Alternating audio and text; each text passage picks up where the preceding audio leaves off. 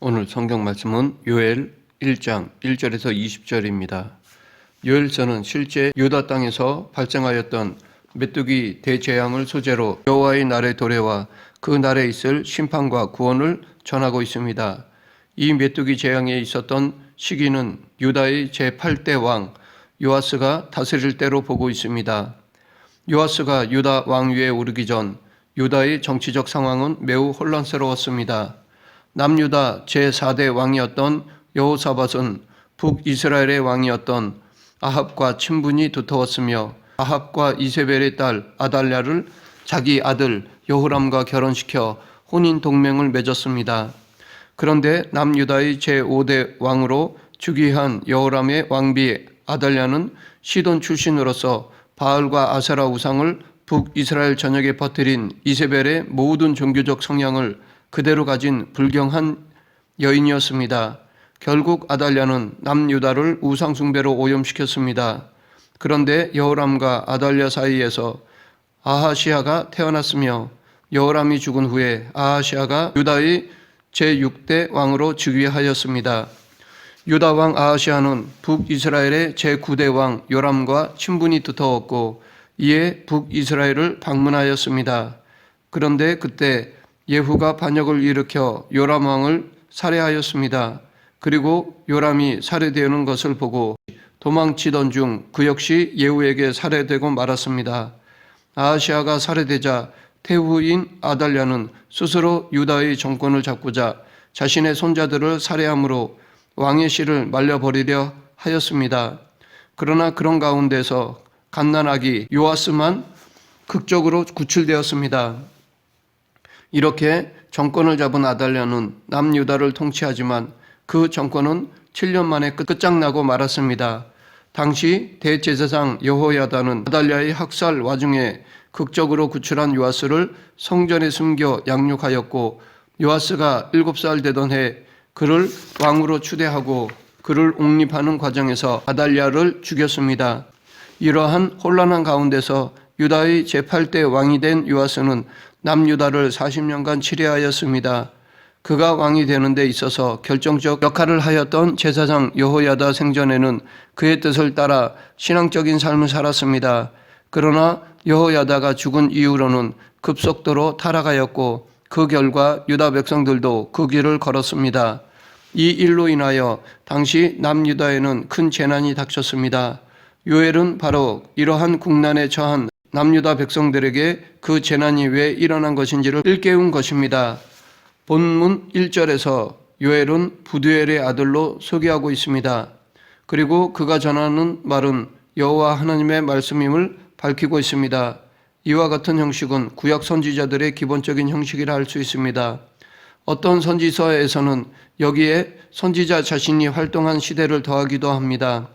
이것은 선지자들이 자기에게 주어진 사명과 하나님이 주신 말씀에만 집중하고 그것을 전하는 데 온 힘을 기울였다는 것을 보여주는 것이라 봅니다. 또한 요엘이 자신의 메시지가 여호와 하나님의 말씀임을 밝히는 것은 자신이 전하는 메시지가 자기의 사상이나 주장이 아니며 또한 자기가 무슨 특별한 자격이나 무슨 지혜나 능력이 있어서 하나님의 말씀을 선포하는 것이 아니라 하나님께서 전하라고 말씀을 주셨기 때문이며 자신은 이를 그대로 전하고 외칠 뿐임을 밝히는 것입니다. 이는 요엘만이 아니라 구약 모든 참 선지자들의 공통된 특징입니다. 예레미야는 몰락한 제사장 가문 곧 아나돗의 제사장 출신이었지만 하나님의 말씀을 전하라 하였기에 평생 그 말씀을 전하는 사역을 감당하였습니다. 아모스는 남유다에서 뽕나무 재배하는 농부였지만 하나님께서 주신 말씀이 있었기에 그 말씀을 가지고 북이스라엘에 가서 말씀을 전하였습니다.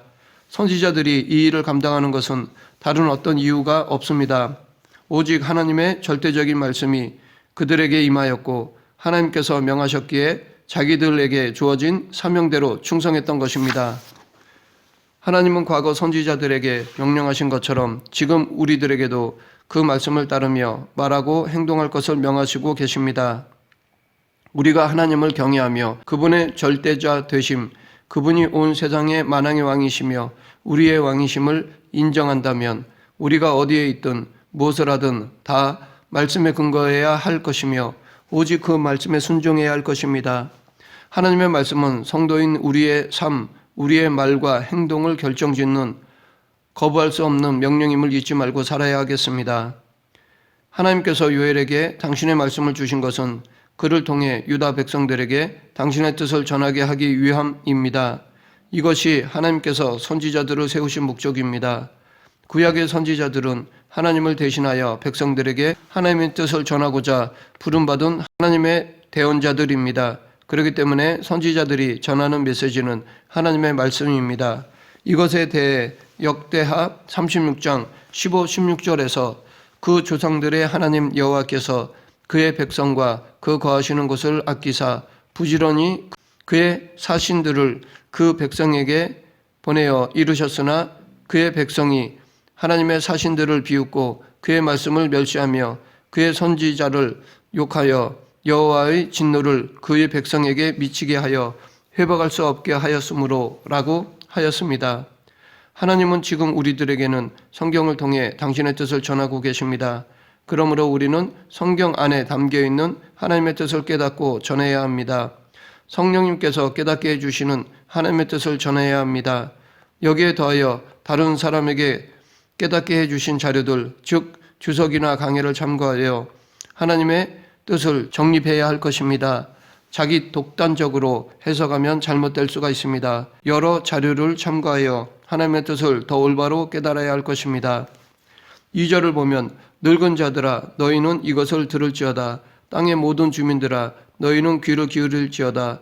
너희의 날에나 너희 조상들의 날에 이런 일이 있었느냐라고 하였습니다. 여기서 말하는 이런 일, 즉 유다 땅에 닥쳤던 메뚜기 떼 재앙입니다. 요엘 선지자는 이 메뚜기 떼 재앙에 대해 너희는 이것을 들을지어다. 너희는 귀를 기울일지어다 라고 촉구하고 있습니다. 즉 여호와 하나님의 말씀을 들으라는 것입니다. 메뚜기 떼가 습격하여 온 유다 땅의 식물을 초토화시키자 유다 백성들은 엄청난 충격과 고통에 빠질 수밖에 없었습니다. 거기다 설상가상으로 극심한 가뭄이 되자 더욱 피폐와 고통에 빠지게 되었습니다. 그러자 백성들 중에는 남유다가 하나님의 심판으로 말미암아 멸망하게 되었다고 낙심하며 절망하는 사람들이 생겼습니다. 그런가 하면 반대로 일부의 백성들은 메뚜기 떼의 습격과 가뭄은 단지 자연재앙의 하나일 뿐으로만 여기며 이 재앙에 대한 하나님의 뜻을 깨달으려 하지 않았습니다. 이러한 상반된 생각은 그 어느 것도 옳은 것이 아닙니다. 그들이 당면한 재앙이 하나님의 심판이라는 것은 맞지만 그것으로 유다가 멸망할 것은 아니었습니다. 그렇다고 이 재앙을 아무렇지 않게 생각하는 것도 잘못된 것입니다. 그러하기에 하나님은 요엘 선지자를 통하여 당면한 현상에 대하여 해석해 주심으로 그들에게 당면한 현상과 관련하여 취해야 할 바른 자세가 무엇인지를 가르치고자 하신 것입니다. 이 세상에서 발생하는 모든 일에는 우연이란 없습니다. 모든 일은 우주 만물의 주관자이신 하나님의 섭리에 따라 일어나며 따라서 거기에는 분명한 목적이 있습니다. 그러므로 과거 대재앙을 만난 요엘 시대의 남유다 백성들은 물론 지금 우리들도 여러 가지 재앙으로 나타나는 현상들 속에서 하나님의 뜻을 찾아야 할 것입니다.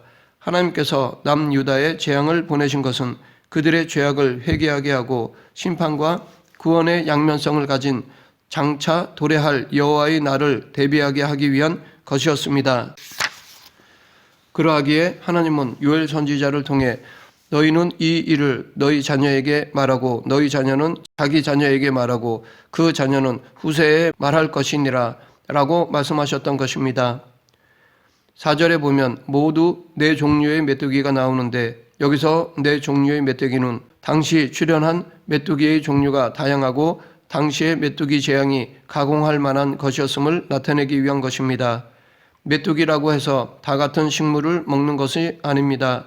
메뚜기들도 각기 그 종류에 따라 선호하는 식물이 다릅니다.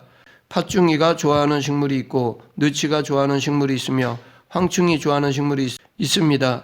그러하기에 남유다를 덮친 메뚜기 떼에는 다양한 종류가 섞여 있었지만 서로 공존할 수 있었던 것입니다. 그리고 그들이 그렇게 공존함으로써 남유다의 식물들은 초토화되었습니다. 메뚜기 떼가 지나간 유다 땅에는 포도나무도 사과나무도 석류나무도 무화과 나무도 다 말라버리고 밭의 모든 곡식들도 하나도 남아있지 않았습니다. 이렇게 네 종류의 메뚜기를 등장시킨 것처럼 너희 자녀, 자기 자녀, 후세 이렇게 4대가 언급되고 있습니다. 즉 이 메뚜기 때 재앙에 대하여 자자손손 알게 해야 한다는 것입니다. 왜냐하면 이 메뚜기 때 재앙을 기억함으로써 이 재앙을 받게 된 이유를 알고 반복하지 않도록 경계하게 할 수 있기 때문입니다. 남유다의 이 메뚜기 때 재앙이 발생하게 된 이유는 그들의 죄 때문이었습니다. 즉 타락하여 죄를 범한 남유다에 대한 하나님의 심판의 결과로 나타난 것입니다. 그러하기에 이 재앙을 기억하며 죄가 얼마나 무섭고 심각한지를 깨달아야 하는 것입니다. 그것도 자자손손에게 알려주어야 한다는 것입니다. 이 죄의 결과에 대한 가르침은 이들뿐만이 아닙니다. 지금을 살아가는 모든 사람들은 자기 삶을 뒤돌아보며 죄의 무서움과 심각성을 자기 자손들에게 가르쳐야 합니다. 오늘과 같이 악을 악으로 여기지 않고 죄를 죄로 생각하지 않는 세대 가운데 이러한 일은 더더욱 절실한 것입니다. 천지는 없어질지라도 그 1.1핵도 사라지지 않을 하나님의 말씀은 창세기에서부터 요한계시록에 이르기까지 죄의 처참한 결과, 죄인들이 궁극적으로 처하게 되는 결과가 무엇인지를 가르쳐주고 있습니다. 이러한 비참한 결과, 절망적인 결과에 자녀들이 던져지지 않길 바란다면 죄에 대한 경각심을 자자손손 가르치고 깨우쳐야 합니다. 아담과 하와가 범죄함으로 그들에게 복으로 주어진 에덴 동산은 그들과 더 이상 상관없는 곳이 되었습니다. 그리고 그들은 생명에서 떠나 죽음을 향해 가는 처참한 삶을 살 수밖에 없게 되었습니다. 노아 시대 사람들의 극악한 범죄는 온 땅의 모든 것을 물로 쓸어버릴 만큼 처참한 결과를 초래하였습니다. 소돔과 고모라 성의 가증스럽고 추악한 범죄는 여호와의 동상 같고 애굽 땅과도 같이 아름다운 땅을 유황불로 초토화시키는 참혹한 결과를 초래하였습니다. 또한 북이스라엘과 남유다의 범죄는 그 나라가 아수르와 바벨론에 짓밟히고 파멸되게 하는 결과를 초래하였습니다. 하나님의 심판이 오게 되면 두 가지 결과가 나타납니다. 첫째는 참된 예배를 드릴 수 없게 됩니다. 9절 소제와 전제가 여호와의 전에 끊어졌고 여호와께 수종드는 제사장은 슬퍼하도다. 이스라엘의 제사장들은 출애굽기 29장을 보게 되면 아침과 저녁으로 번제를 드립니다. 이렇게 항상 드린다고 해서 이것을 상번제라고 합니다.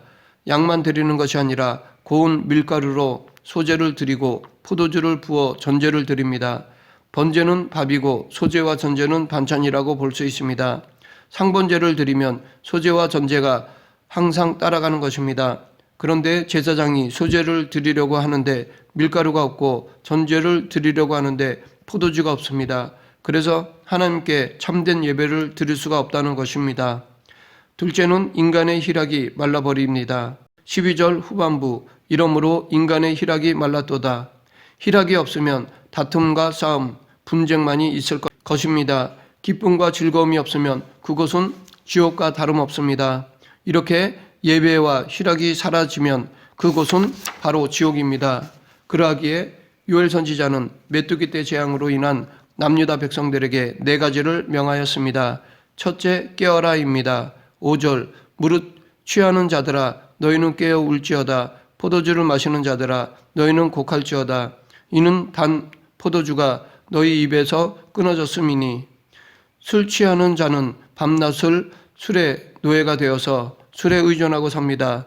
술에서 인생의 기쁨을 찾습니다. 대재앙은 이렇게 세상에 취해 있는 사람들을 깨워 정신 차리게 하는 것입니다. 둘째, 애곡하라입니다. 8절 너희는 애곡하기를 처녀가 어렸을 때에 약혼한 남편을 인하여 굵은 배로 동이고 애곡함과 같이 할지어다.